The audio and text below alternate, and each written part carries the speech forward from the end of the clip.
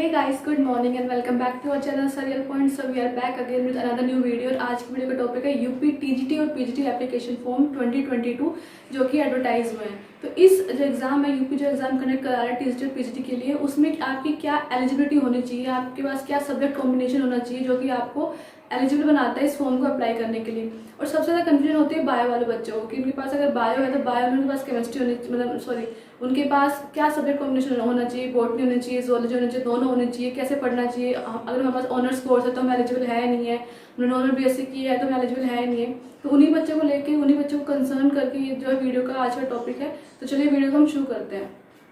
तो उस आगे बढ़ने से पहले बता देते हैं कि ये एप्लीकेशन जो है 9 जून 2022 से स्टार्ट हो चुका है, यानी कि अभी जो है काफ़ी पहले फॉर्म एडवर्टाइज हुआ था।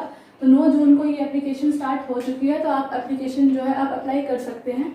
इसकी पार्ट 1 जो जिसको बोलते हैं रजिस्ट्रेशन, उसकी लास्ट डेट है 3 जुलाई। 3 जुलाई के बाद अगर आपने इससे पहले अगर आपने रजिस्ट्रेशन नहीं किया फिर उसके बाद आप बाकी प्रोसेस नहीं कर पाएंगे। तो आप रजिस्टर तो एड्रेस कर ही लीजिए। इसमें इसकी लास्ट डेट है 3 जुलाई, रजिस्ट्रेशन की लास्ट डेट 3 जुलाई 2022। पेमेंट की लास्ट डेट है, आपने एक बार रजिस्ट्रेशन कर लिया उसके बाद आपको पेमेंट करना पड़ता है। पेमेंट की लास्ट डेट है 6 जुलाई। और कंप्लीट फॉर्म पेमेंट करने के बाद उसके फॉर्म का पूरा कंप्लीट करना होता है, पूरा आपको डिटेल्स भरनी होती है, उसकी लास्ट डेट है 9 जुलाई। तो ये है, आप ये मत सोचिए कि 9 को स्टार्ट हो रहा है 9 को खत्म हो रहा है 9 जुलाई को, उससे पहले 8 को कर देंगे 7 को कर देंगे, तो नहीं, क्योंकि रजिस्ट्रेशन की लास्ट डेट 3 जुलाई है और पेमेंट की लास्ट डेट 6 जुलाई। तो आप इसको ध्यान रखिएगा। आई होप ये क्लियर हुआ होगा।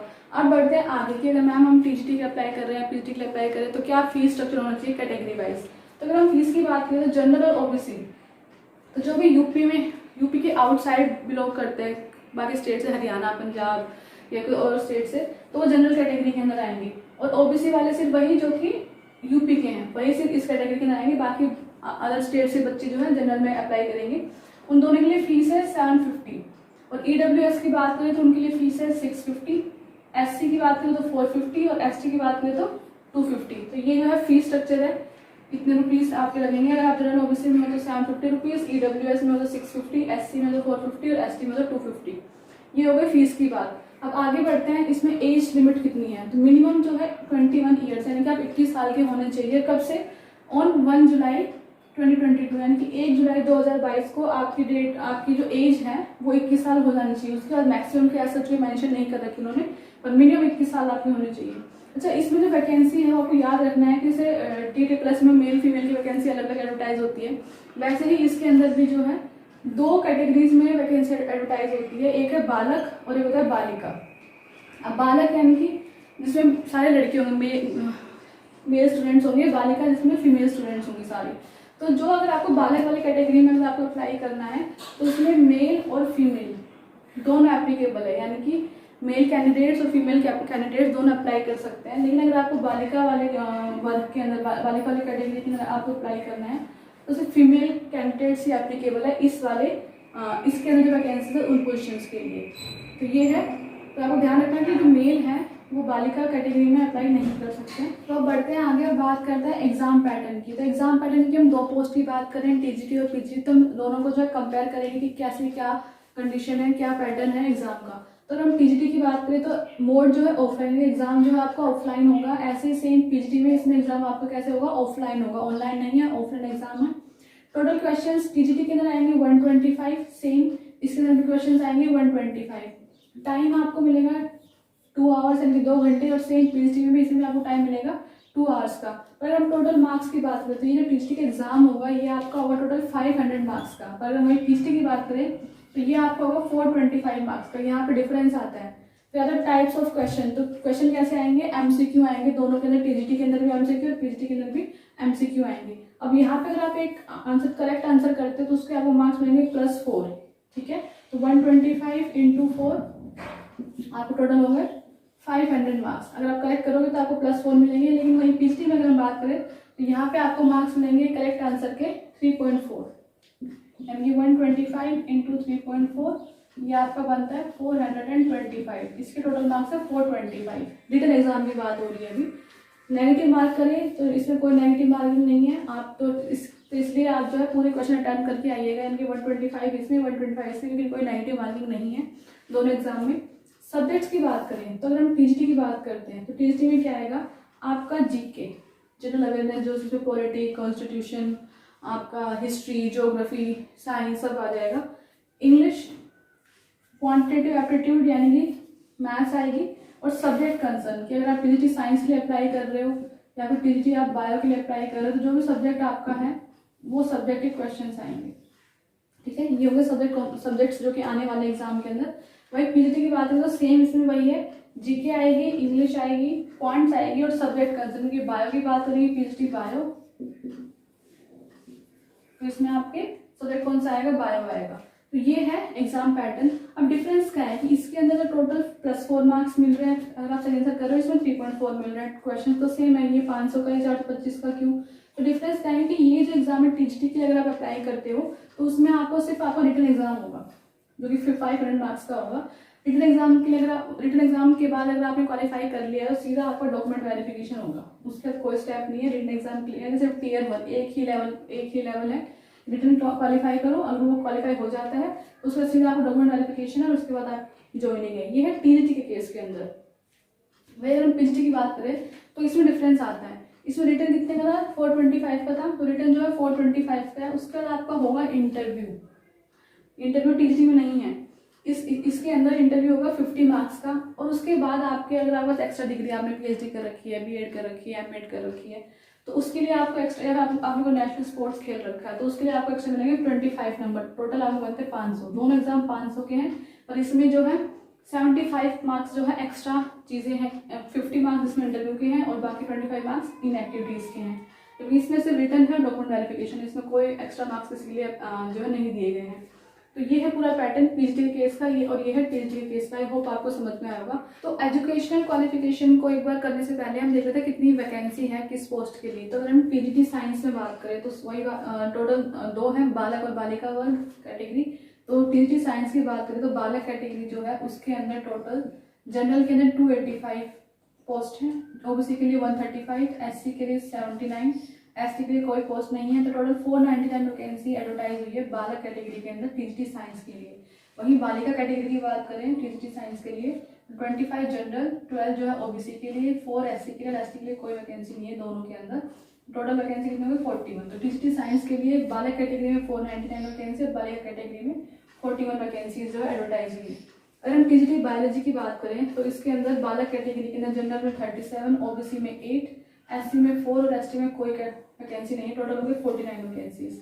वही बालिका कैटेगरी की बात करें टीजीटी बायोलॉजी के लिए तो जनरल में कोई वैकेंसी नहीं है, ओबीसी में सिर्फ 1 वैकेंसी है, एससी के लिए कोई नहीं, एसटी के लिए कोई नहीं। Total vacancy 1 vacancy. ठीक है, तो ये टोटल पोस्ट है। तो टीजीटी बायो में बालक कैटेगरी में टोटल 49 वैकेंसी और बालिका कैटेगरी में सिर्फ 1 वैकेंसी है।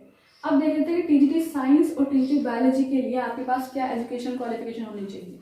अगर हम एजुकेशन क्वालिफिकेशन की बात करते हैं तो पहले हम बात करते हैं टीजीटी साइंस के लिए कि अगर आप टीजीटी साइंस के लिए अप्लाई करना है तो आपके पास क्या क्वालिफिकेशन होनी चाहिए। तो सबसे पहले तो आपके पास बीएड होनी चाहिए। ठीक है, बीएड अगर आप टीजीटी में अप्लाई करें, किसी भी पोस्ट के लिए अप्लाई करें तो टीजीटी के अंदर आपको बीएड कंपलसरी है। पीजीटी में नहीं चाहिए, पीजीटी में अगर आपके पास बीएड नहीं है तब भी आप एप्लीकेबल होते हो, बट टीजीटी में आपको बीएड जो है ये मस्ट है, ये तो है। उसके बाद आपने जो बीएससी कर रखी है, यानी आपने जो ग्रेजुएशन कर रखी है, बैचलर इन साइंस आपने जो किया हुआ है, उसमें आपने 3 साल ये सब्जेक्ट कॉम्बिनेशन पढ़ा होना चाहिए, chemistry plus physics, chemistry plus physics, chemistry plus physics, यानी 3 साल।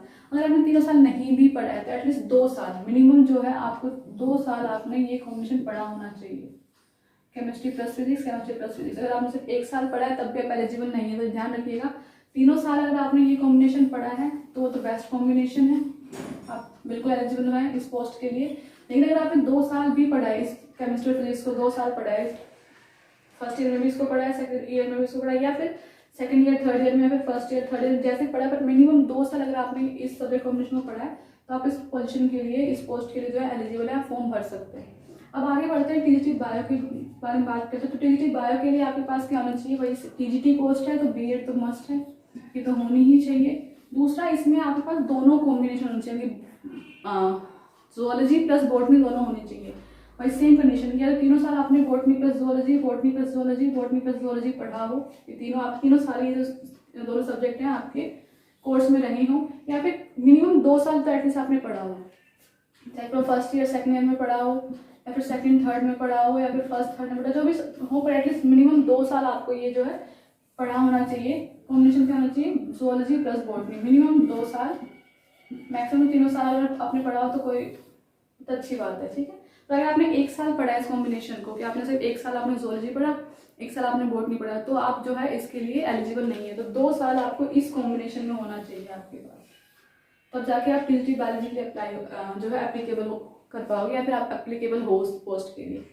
अब हम बात करेंगे पीजीटी बायोलॉजी के लिए, कि अगर आपको पीजीटी बायो के लिए अप्लाई करना है तो आपके पास क्या कंडीशन होनी चाहिए, क्या क्वालिफिकेशन होनी चाहिए, जैसे कि इन दोनों में है। अगर अब हम पीजीटी बायो की बात करें तो पीजीटी बायो के लिए आपके पास क्या कॉम्बिनेशन होना चाहिए सब्जेक्ट का, वो ये है कि आपने मास्टर्स या तो बॉटनी में कर रखी हो, अगर आपने बॉटनी में मास्टर्स कर रखी है तो आप एलिजिबल हो, आपने मास्टर्स जूलॉजी में कर रखी है तब भी आप एलिजिबल हो, आपने मास्टर्स एग्रीकल्चर के अंदर कर रखे तब भी आप एलिजिबल हो। कंडीशन क्या है कि या तो उस टाइम आपका मेन सब्जेक्ट जूलॉजी होना चाहिए अगर आपने एग्रीकल्चर में मास्टर्स कर रखी है, या फिर बॉटनी, कोई भी इन दोनों से एक सब्जेक्ट जो है आपको मेन होना चाहिए जब आप मास्टर्स इन एग्रीकल्चर करते हो। Masters in life sciences, MSc अगर लाइफ साइंसेज में कर रखी है तब भी आप एलिजिबल हो, एमएससी आपने बायोलॉजी से कर रखी है तब भी आप एलिजिबल हो इस पोस्ट के लिए। पर अगर आपने बायोटेक कर रखी है, फोरेंसिक साइंस कर रखी है, कोई और सब्जेक्ट कर रखा है, तो उस केस में आप जो है पीजीटी बायोलॉजी के लिए एलिजिबल नहीं होते हो। तो आपको आपने बॉटनी में कर रखा मास्टर्स, या जूलॉजी में, या फिर एग्रीकल्चर में जिसमें आपका मेन सब्जेक्ट या तो जूलॉजी हो या फिर आपका बॉटनी हो, या फिर आपने मास्टर्स लाइफ साइंस में की हुई हो या फिर बायोलॉजी के अंदर की हुई, तब जाके आप जो है इस पोस्ट के लिए एलिजिबल होते हो। एक चीज़ और कि अगर आपने बीएड कर रखी है तो कोई दिक्कत नहीं है, नहीं कर रखी तब भी कोई दिक्कत नहीं है, क्योंकि बीएड इसके लिए कंपलसरी नहीं है कि अगर आपने बीएड नहीं कर रखी है तब भी आप इस पोस्ट के लिए अप्लाई कर सकते हैं, अगर आपके पास ये कंडीशन है तो, ठीक है। ध्यान रखिएगा टीजीटी बायो के अंदर अगर आपने ऑनर्स कोर्स कर रखा है, मान लीजिए आपने बीएससी ऑनर्स जूलॉजी कर रखा है जिसमें आपने सिर्फ जूलॉजी पढ़ी है, बॉटनी नहीं पढ़ी है, तो आप एलिजिबल नहीं है। टीजीटी की बात कर रही हूँ। फिर आपने बीएससी ऑनर्स बॉटनी किया जिसमें आपने सिर्फ बॉटनी पढ़ी, जूलॉजी नहीं पढ़ी, तब भी आप एलिजिबल नहीं हो। तो आपके पास दोनों होना चाहिए, बॉटनी प्लस जूलॉजी टीजीटी के लिए। तो अगर पीजीटी में है तो पीजीटी में ये सब्जेक्ट्स आपके पास होने चाहिए, इनमें से कोई भी एक अगर आपने किया हुआ तो आप एलिजिबल है। अब वैकेंसी की बात कर लेते हैं कि पीजीटी में कितनी वैकेंसीज हैं। तो पीजीटी में अगर बालक वर्ग की बात करें तो बालक वर्ग के अंदर टोटल जनरल की 31 वैकेंसीज हैं, ओबीसी की 13, एससी की 3 वैकेंसीज है, एसटी की कोई वैकेंसी नहीं है, टोटल 47 वैकेंसीज। बालिका वाले की बात करें तो जनरल में टोटल 2 वैकेंसीज, ओबीसी की 1 वैकेंसी, एससी एसटी की कोई वैकेंसी, टोटल हो गई 3 वैकेंसी आपके पास। तो ये टोटल वैकेंसीज यानी बालिका कैटेगरी में वैकेंसी जो है कम है और बालक कैटेगरी में वैकेंसी ज़्यादा। तो जो आपको सही लगे, जैसे आपको समझ आए कि किस में अप्लाई करना चाहिए वहाँ पे अप्लाई कर सकते हैं। ध्यान रखिएगा मेल कैंडिडेट सिर्फ बालक वर्ग में ही अप्लाई कर पाएंगे, लेकिन फीमेल कैंडिडेट्स दोनों में कर सकती है ये, कि अगर इसमें बालिका कैटेगरी में वैकेंसीज कम है तो आप मेल कैटेगरी यानी कि बालक कैटेगरी में भी अप्लाई आप कर सकते हैं, आप एलिजिबल हैं उस चीज़ के लिए। आई होप आपकी जो डाउट है बायो को लेके या फिर साइंस को लेके कि क्या सब्जेक्ट कॉम्बिनेशन होना चाहिए वो क्लियर हुआ हो, क्योंकि इस वीडियो का मेन मोटिव यही था कि बायो वाले बच्चों को जो डिफिकल्टी आती है सब्जेक्ट कॉम्बिनेशन चूज़ करने की, मैम अगर हमने बायोटेक कर रखी है, हमने ये हमारे पास ये सब्जेक्ट कॉम्बिनेशन, हमने फोरेंसिक साइंस में कर रखी है, हमने किसी और सब्जेक्ट में कर रखी है, हमने सिर्फ केमिस्ट्री पढ़ी है, फिजिक्स नहीं पढ़ी है, तो पूरा मैंने समझाने की कोशिश की है कि आपके पास क्या सब्जेक्ट कॉम्बिनेशन होना चाहिए। फिर भी आपकी अगर कोई डाउट रह जाती है तो आप जो है कमेंट बॉक्स में कमेंट कर सकते हैं, वहाँ पर आप ये कमेंट को लेंगे। And thank you so much. अगर आपको वीडियो पसंद आती है तो प्लीज़ इसको लाइक कीजिएगा, शेयर कीजिएगा और चैनल को सब्सक्राइब जरूर कीजिए।